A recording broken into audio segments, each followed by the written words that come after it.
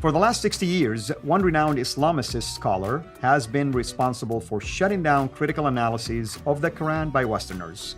Who was he, and how did he do it?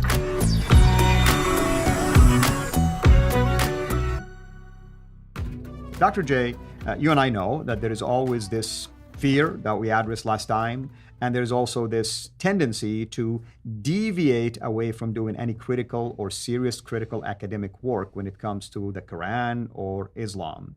Why is this, and when did it begin? Well, in the last episode, we brought this whole problem that we have here in the West. And this is in the West. We're talking about Western scholarship, which is surprising in and of itself.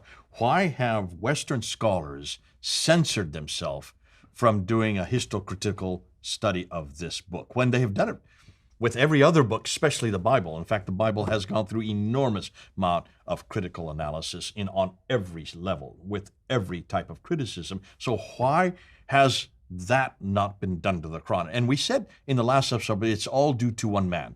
It comes down to one man. I mean, surprisingly, you think, how could one man have this much control? Well, there's a lot of reasons for that. But who is this one man? We're going to talk about him now, and I think it's important that we do unpack him. I referred to him in my doctoral research. Shoemaker really highlights him, and that's why this book is so important, because finally we have a scholar who's admitting what no one else wanted to admit, who's actually saying we have a real problem in our own academic entourage of academics. We have a real problem because we cannot do what others can do. And it comes down to really this man from the last century in 1959 is when it all happened. And his name is Wilfred Cantrell Smith. And I doubt a whole lot of people know about that, by the way. Well, if you're an academic, you know who he is. He was head of McGill University in Montreal. Was moved then very respected and prestigious university. Absolutely. And then he went to Harvard, even more respected, went to the Harvard Divinity School, considered to be one of the top in the world, and maybe even the top, depending on who you're talking to, in Boston. He was there from 1916 to 2000. He was born in 1916 and lived till 2000. But he is the one that created this problem. And let me just quote him. In his book in 1959, he wrote this on page 59 about critical work. No, not critical work, about how every scholar should deal with Islamic material. Right. He says this: for any statement about a given religious tradition to be valid. Now notice he starts by making it very broad. Any religious tradition to be valid, it must be recognized as such and accepted by members of that religious community. In other words, Muslims. Yes, interestingly, he says any religious tradition, but it's only going to be Muslims that he applies this to. Continue. Therefore, in order to come to any valid understanding of the Qur'an, now he's not saying the Bible here. That's right. He starts off by saying any religious tradition, but now he's only referring to the Bible, the Qur'an. One must approach the text as a believing Muslim would and seek to understand it on this basis. All right, now, do you see a problem with that statement? Yeah, so he's basically giving a cover to why he wants to say this about the Quran. He starts with this big umbrella, making it sound like he is open-minded about everything, when it comes to that. And you need to be respectful of the religious community, but now he shows you what exactly he is focused on. So it's really only one book right. One community that we must be respectful for. Correct. Here's what's interesting. So if you study any religion, if you study the Bible, or if you study Bhagavad Gita for the Hindus, if you study the Book of Mormons for the Mormons, if you studied Charles Taze Russell for the Jehovah's Witnesses, if you study any religious book, you have to let that person from that community, first of all, agree with you. It has to be agreeable to them as the believer before it can be considered to be valid, is what he's saying. That's what you think he's saying. That's right. But the application within the same quote is only one book and one community, and that is the Quran and Muslims. Let me push back. If I were to listen to him, let's say he was saying this in front of me right now, I would have asked him, can you show me two Muslims who agree in the same thing? Granted, there is a problem right there. But even the fact that he has to go run it by them. In my doctoral thesis, when I was studying Wilfred Smith, I went and showed applications where anytime he wrote an article or anytime he wrote a chapter of a book that he was on, he would show it to his Muslim friend. And he'd say, would you accept what I'm saying here? And until he got a yes from this man, he would not publish So it. he's doing community testing on his own writing. That's right. Only that which the Muslim would allow him to say, could he then publish, which means nothing critical. That's censorship right there. Right, or that, but you can see there's nothing critical. You take critical analysis out of it. Exactly. It may be historical, but it's not critical historical. So can you see, it takes any critical analysis out of it, because no Muslim, especially a Muslim, would allow you to be critical of their book, the man, or their place. So can you see, this became the dictum for all study there in the United States. Now, is in Harvard. He goes on and says this. Oh, this is what Shoemaker says. This is on page 4 of this book. He says, Smith was able to direct the training and influence the methodological approach of many, if not the majority, of Islamicists who held and continue to hold positions in religious studies departments in North America. Now, an Islamicist is not an Islamist. Before people get confused. An Islamist is somebody from within Islam who is an expert on Islam. An Islamicist is somebody from outside Islam who's an expert on Islam. So we are both Islamicists.